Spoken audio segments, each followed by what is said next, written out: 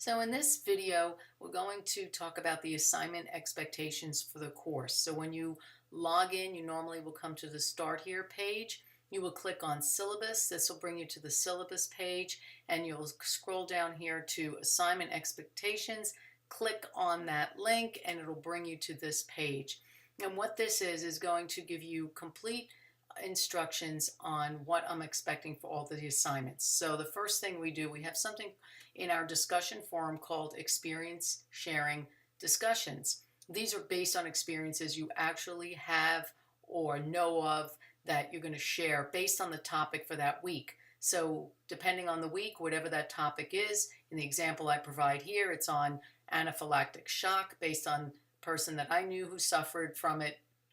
And you have to post a primary post, which is your original post, and that is due by Wednesday of the week that it's assigned in. And you have to discuss the situation based on whatever topic it is and talk about what happened, how was the situation handled, and what was the outcome. Was it handled properly? So in other words, if you were the first aid responder that went to the scene, what would you actually have done based on everything you've learned? So that's a primary post, and then secondary post is you're responding to a couple of your students' primary peers or students' primary posts by Sunday evening of that week. And in that, you're going to talk about, after you read that situation, do you feel as a first responder the situation was handled correctly according to the guidelines in the textbook?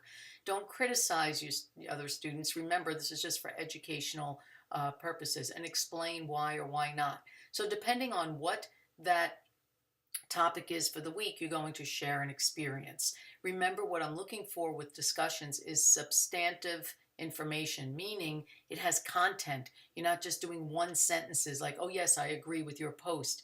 That doesn't give me detail. I want content-rich discussions, just as if we were in a classroom face-to-face carrying on a discussion.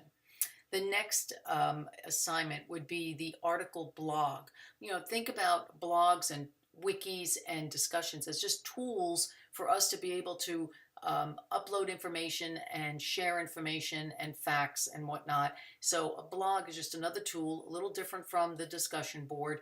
Normally with the blog, I put up the primary post, and that has to do with an article that I'm going to link to the blog. You need to read the article, read my primary post about the article, and then in your secondary posts, you are going to hit, comment, and you're going to put up what you summarized from the article, what you got out of it, how would you handle the situation with everything that you've learned so far in the course. So that's the blogs. There's a pulse point assignment, which is basically, learning where the different pulses are on the body anatomically. And, you'll see as we get into learning about injuries and bones and whatnot, it's important to know where these various pulses are. So for that assignment, you're going to try and find pulses on the pulse points on yourself, but also on another individual in each of the locations. And then you're going to upload that information to me in this assignment. And one thing to note about the difference between assignments and blogs, wikis, and discussions. Blogs, wikis, and discussions are open up to all students. Everyone gets to see the responses and comment. Any assignments, quizzes, and tests are only uploaded in a way that only I can see them. The other students cannot. So read all the directions in the pulse point assignment. A, B, C, D, E, follow it. So when you're actually doing the assignment, you can, but before you upload it, you're making sure you're reading all of the information so you're covering all the material in your post when you're submitting your assignment. Quizzes and tests. We have quizzes and tests throughout the semester. I give you a practice quiz that you could take that's in the learning modules, and they're basically multiple choice, true or false. I give you plenty of time. You can use your book, but if you're experiencing technical errors and difficulties, don't panic. We'll get through it. Just contact me if something occurs. But make sure before you're doing anything in Blackboard, you're using Firefox or Chrome. Those are the best browsers, and make sure you have the latest upgrade so that it's compatible with Blackboard. I post a lot of interactive websites and web links and videos for you to watch. These are all supplemental resources, but they're very, very helpful in getting you through the course. So you want to make sure that you look at them. Remember, this is a course on first aid and emergency care, and whether you're using it as a medical profession, information towards a medical career that you're going for, or if it's for your own personal use, you need to understand how to handle situations, emergency situations, injuries, life-threatening situations. So the more you can read and watch, in addition to what's in Blackboard in the course, the more you're going to be better and easier you'll be able to get your certifications and whatnot and be able to help people. So take advantage of all of those resources that I include throughout the course. Wikis, as I mentioned before, that's just another way, another tool to post information. Think of it as Wikipedia. You're putting up facts. So in a wiki, I will post a primary wiki where I'm saying something about, hey, for instance, the first one in week 1 has to do with the Good Samaritan laws.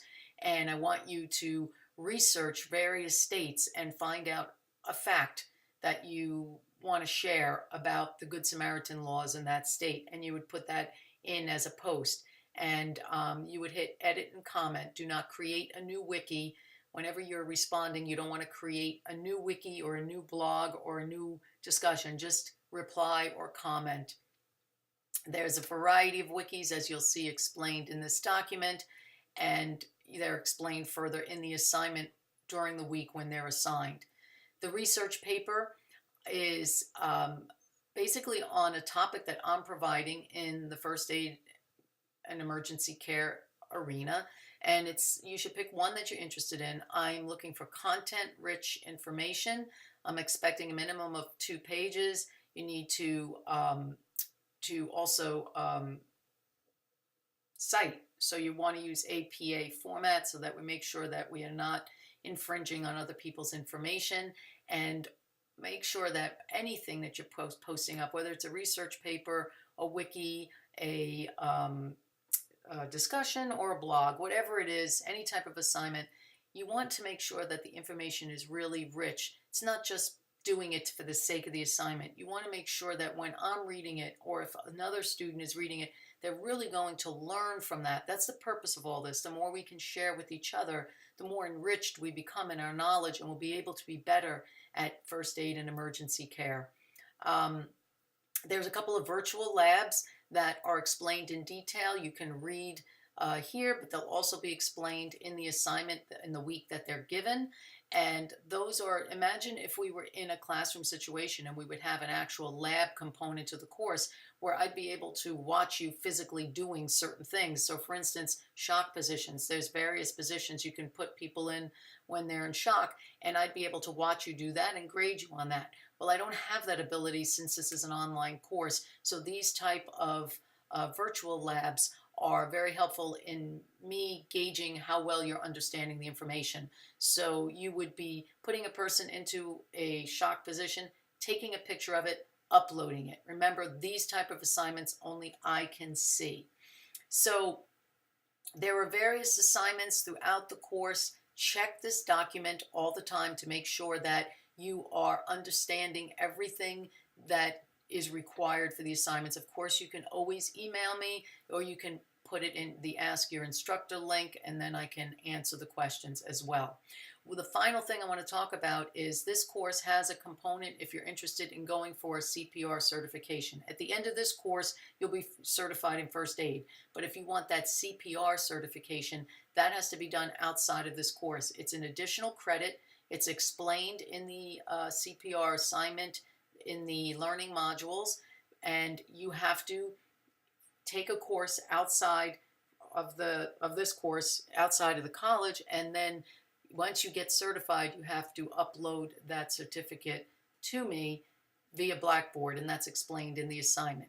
Now, and you also have to bring it to records and registration, so you get your 1 credit for your college transcript. If for some reason you don't want to become CPR certified at this point in time, Then the option is to opt out of the CPR certification, but you're going to have to do this article assignment. So read this and it will tell you that basically in place of the CPR certification, you're going to upload in a document which, once you have researched and summarized 4 articles, you can use various sources, but you're going to explain how you would handle an emergency situation based on these articles. So that's pretty much it as far as what the assignments are for the course. Again, it's explained in learning modules each week, depending on when the courses are assigned. I just wanted to give you a brief overview so you understand what's to be expected. And again, if you have any questions at all, please feel free to contact me.